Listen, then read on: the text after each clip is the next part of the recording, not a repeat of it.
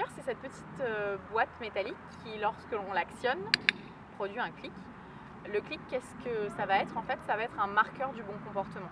C'est-à-dire qu'en fait, le clicker peut être aussi qualifié de pont, un pont entre le bon comportement et la récompense. Parce que lorsque l'on clique, c'est toujours suivi d'une récompense. Alors une récompense, ça peut être très variable. Très souvent, on va avoir tendance à utiliser de la nourriture, mais ça peut être tout ce que l'animal veut.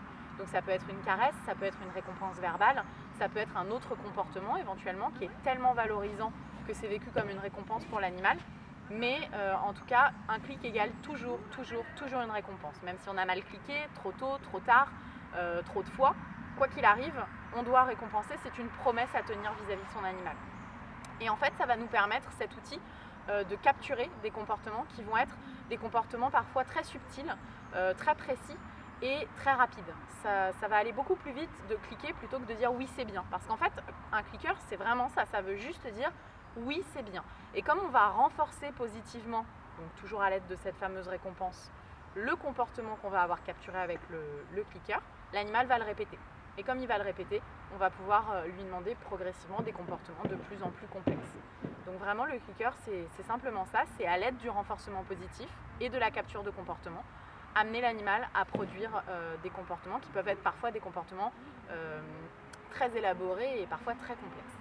Donc pour moi, ce qui est primordial à travailler, notamment avec les chevaux en clicker training, ça va être vraiment des notions de sécurité.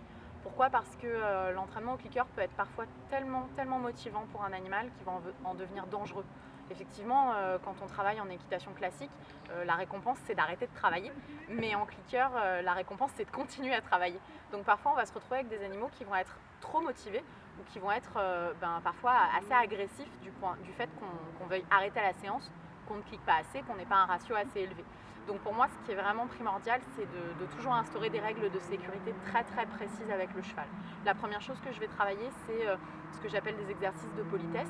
Donc en fait, je vais apprendre au cheval à ne jamais rentrer dans ma bulle, à ne jamais venir manger dans mon seau, à ne jamais chercher dans mes poches. Pourquoi? Parce qu'un cheval qui vient chercher dans ma poche, c'est un cheval qui potentiellement peut me bousculer, me piétiner et me blesser. Et si à ça, je rajoute l'excitation et la motivation de travailler au clicker, là, je peux vraiment me retrouver avec un animal qui devient dangereux. Donc pour ma sécurité à moi et pour toujours garder ce plaisir dans l'entraînement, c'est vraiment très important de commencer par travailler des règles de sécurité parce que évidemment, en plus, ce dont il faut être bien conscient, c'est que si je ne travaille pas ça, je vais être obligée de punir mon animal, c'est-à-dire que un cheval qui va venir manger dans mon seau sans que je lui ai appris à ne pas le faire, je vais être obligée de le pousser,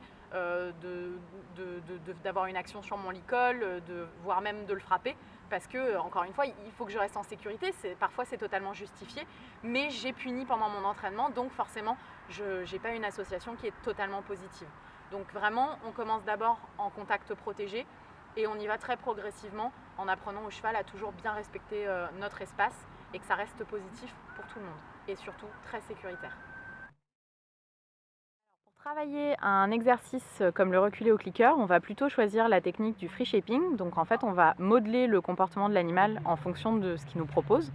Donc là, le but, ça va être de vraiment sélectionner des petites parcelles de comportement, des micro-mouvements, des micro-reports de poids qui vont progressivement nous mener au comportement que l'on désire. Donc là, en l'occurrence, on parle de reculer, donc ça va être des transferts de poids vers l'arrière, éventuellement une jambe qui commence à se lever, etc.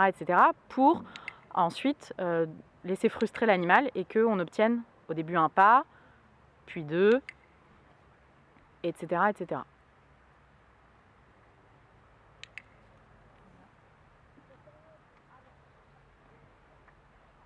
Ce qui est important également, c'est de toujours revenir nourrir l'animal, que ce soit jamais à lui de venir chercher la récompense, parce que sinon vous créez une chaîne de comportement et vous avez un animal qui fait des allers-retours constamment.